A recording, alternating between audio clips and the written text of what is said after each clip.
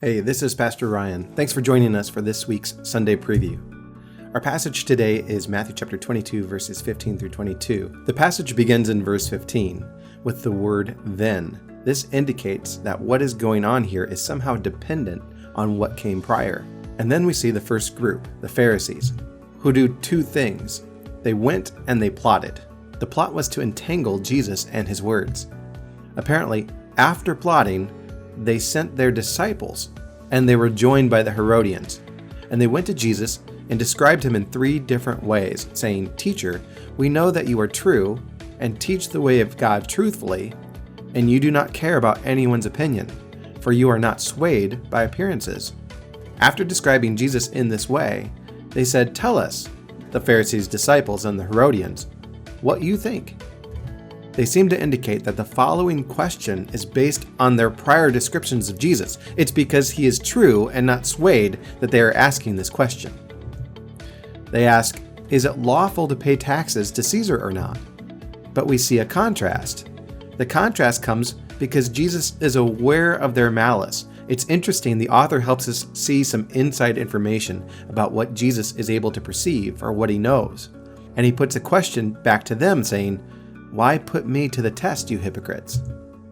Here we see Jesus gives them a title.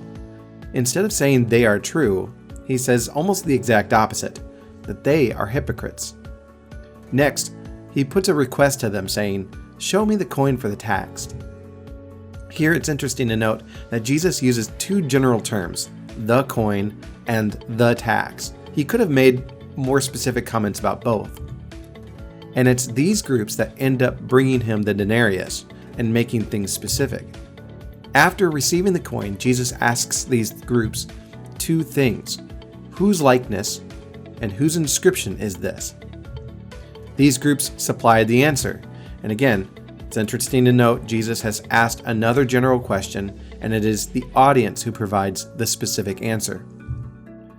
From this we see the word therefore. He says, "Rendered to Caesar the things that are Caesar's, and to God the things that are God's." It appears that this statement of principle isn't necessarily an answer from his own authority, but is drawing a conclusion from the prior information already discussed.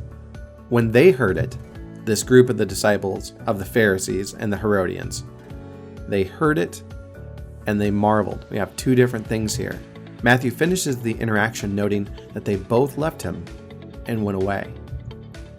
So before we go, we want to ask some broad questions of the text to get a better idea of what is going on.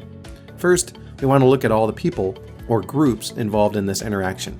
We see the Pharisees, the disciples of the Pharisees, the Herodians, God is referenced, Caesar, and of course Jesus. What is going on here?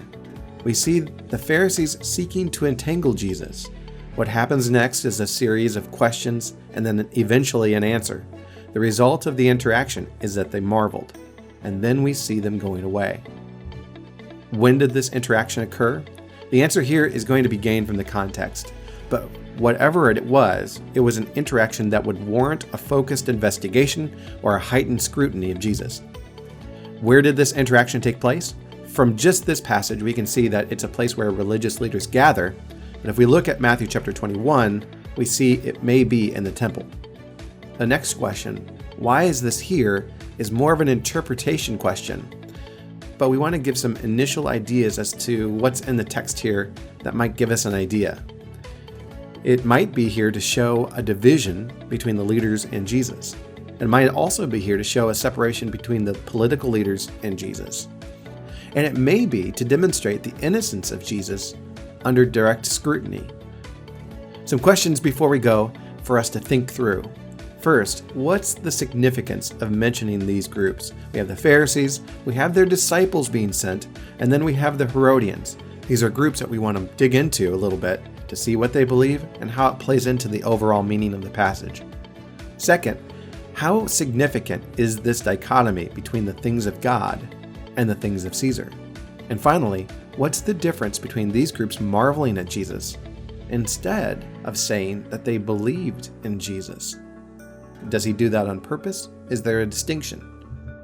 Thanks for joining us for the Sunday Preview. We hope this spurs on your thinking and prepares you for our time together on Sunday morning. God's blessings on your week.